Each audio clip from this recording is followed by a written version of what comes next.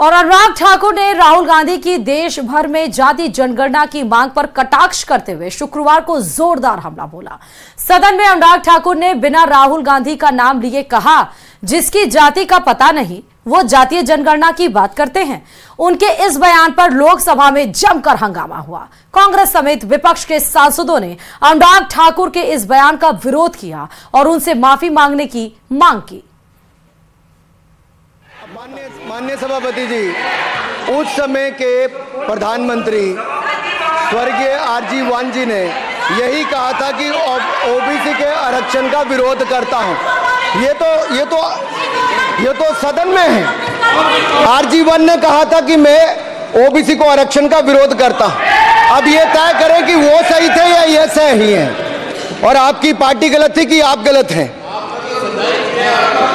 और वो पिछड़ा विरोधी थे कि आप पिछड़े के पक्ष में हो। और उस समय की पूर्व प्रधानमंत्री आईजी ने कहा था कि जात पर ना पात पर। अबे मैंने तो कहा नहीं सर, उस समय कहा गया था। और इसी तरह से ही कृपया अपना भाषण संक्षेप करें। मंडल आयोग की रिपोर्ट हो, काका कालेलकर की रिपोर्ट हो, इस पर कौन वर्षों तक बैठा रहा सर? जवाब देना होगा इनको, कौन देगा जवाब? अगर उस समय उसको लागू कर दिया होता तो आज ओबीसी के अधिकारी भी ज्यादा होते, बाकी भी होते। और यही नहीं सही, इन्होंने दलित के साथ, आदिवासी के साथ, ओबीसी के साथ विरोध किया। ओबीसी कमीशन को तो संवैधानिक दर्जा भी नहीं दिया। अगर संवैधानिक दर्जा दिया तो मोदी सरकार ने आकर दिया है, माननीय अध्यक्ष जी।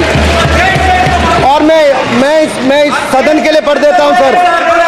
नेहरू जी ने 1961 में आरक्षण के विरुद्ध में लिखा था। और वहीं अनुराग सिंह ठाकुर के कटाक्षवर भाषण के बीच में ही राहुल गांधी ने इसका विरोध किया और विपक्ष के हंगामे के बीच राहुल गांधी ने अनुराग ठाकुर पर पलटवार भी किया।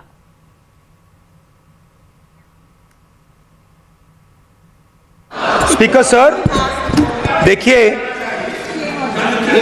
जितना मेरा आप लोग इंसल्ट करना चाहते हैं आप खुशी से करिए, आप रोज करिए, मगर एक बात मत भूलिए, जाति जनगणना को हम यहां पास करके दिखाएंगे। धन्यवाद। करिए। और कांग्रेस के पूर्व अध्यक्ष अधीर रंजन चौधरी ने पार्टी के खिलाफ मोर्चा खोल दिया।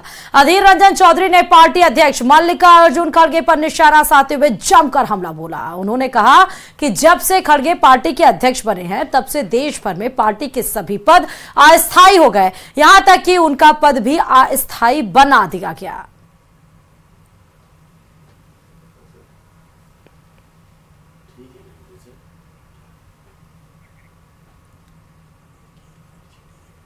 जिस दिन से खड़गे साहब पद संभाले उसी दिन से सारे देश में सारे पद अस्थायी हो गए। मैं भी अस्थायी हो चुके थे।